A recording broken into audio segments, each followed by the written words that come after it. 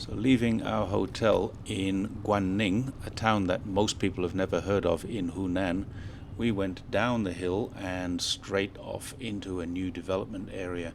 Really, really nice. It looks like this is really going to be an upmarket place. And leaving the town, we can see lots more development on the way. There's a very, very good road out of town, which then takes us, after a couple of minutes, into the countryside. And while we're in the countryside, we start to see all kinds of nice things.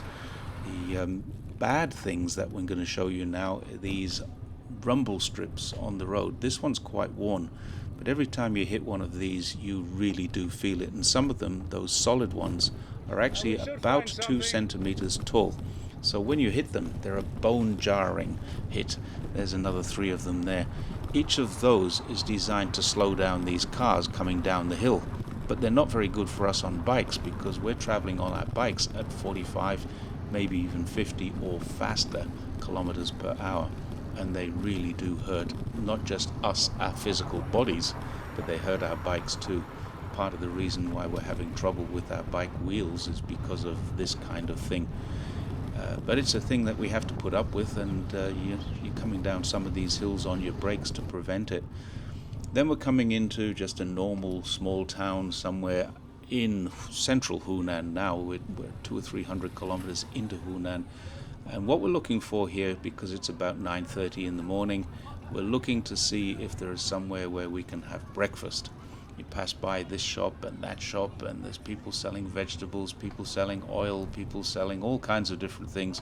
But the one that you're looking for, and there's always a couple of them, there's a central bank on the left-hand side, which is open, and then we're coming up to this kind of place where you see the hardware store there, and you see this guy, he's moving his what look like bin lids around, and these are exactly what we want. There's a youtiao on the right-hand side, this is a baozi, and this is dojang, which is the milk from the soybean, and inside of those baozi is meat. So on the right-hand side, you can see the youtiao, which is like a stick of donut without the sugar. Really quite tasty, actually, and very good for us. At breakfast, we had 2 of those baozis each, and we had 1 dojang each and 1 youtiao. Total bill was 12 RMB, about $1.50. And there's so much food there that we ended up taking some of it away with us and having it for lunch. So for $1.50, 2 of us got breakfast and lunch. That's not bad value for money. This is just to show you that the roads are not all bad. We're coming out of the town and into rural areas and lots of farming. You see that bag on the back of Bev's bike? That bag contains his spare baozi and his spare youtiao. I had one on the front of my bike too. They're just leftover food that we're going to carry with us until we're ready to stop for lunch, which will probably be about 90 minutes or maybe 2 hours later. We tend to ride about 90 minutes at a time, and that gets us about somewhere between 25 and 32 kilometers away, depending on the conditions. You get some strange obstructions. This guy is pushing wood back on his truck because it's unsettled itself. And once again, bang, bang, bang over those 3 things. This was one of the worst obstructions, frightening for me, that I've seen. Watch this guy. You can hear me shouting at him. That's what I was seeing. He's got about 3 meters of bamboo, and he couldn't see me at all coming across the road. Now we're back into some finer weather. Finally, we got some nice weather as we're coming towards Changsha. We're probably 100, maybe 200 kilometers from Changsha here. On the left-hand side, you see newly developed houses and homes. On the right-hand side, you see the farms. This is very typical of rural China. But what's really most interesting is how these are all developed or developing. The owners of these homes are, many of them, migrant workers who are working in Shenzhen, Guangdong, places like that, and they're sending money home or they're bringing money home to build these massive places. Now, 20 years ago, they would have been living in shacks, and that's what we'd have been cycling past.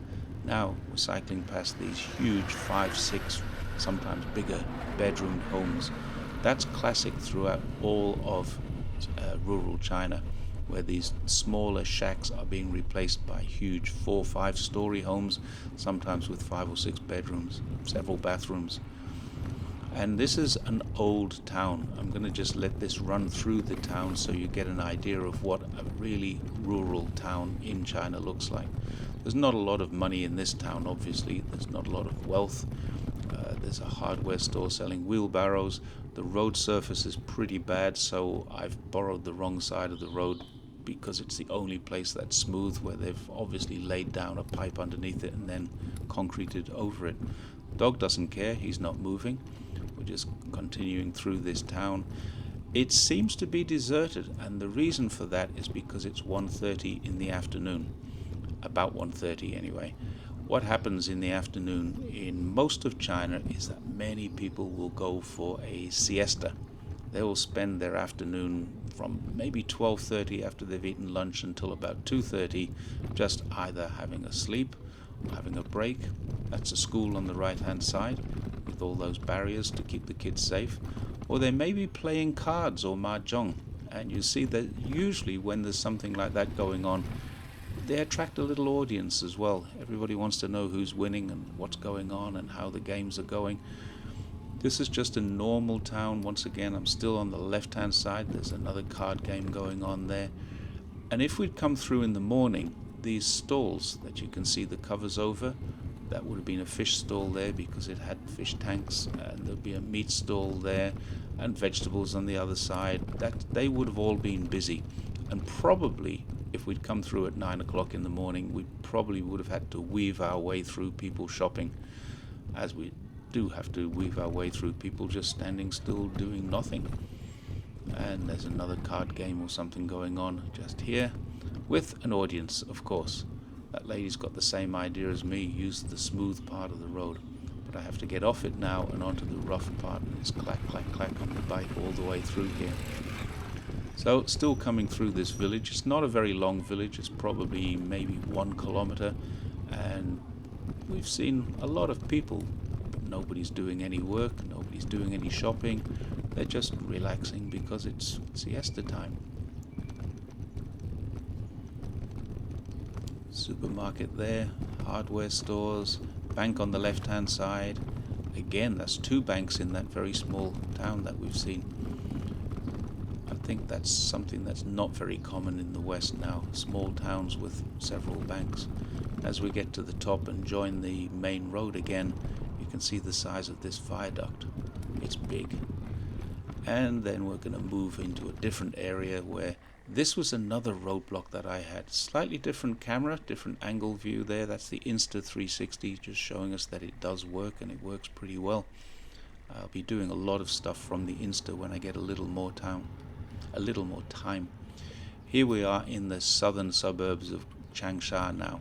That guy with the pink helmet and the stick, he's got an Insta360, and he's actually filming me for Zhongshan Ribao and a video that they are going to make about our journey, which I will post here. Now that's all for now, because we're having a rest day here in Hunan, and we'll be back on the road very, very soon.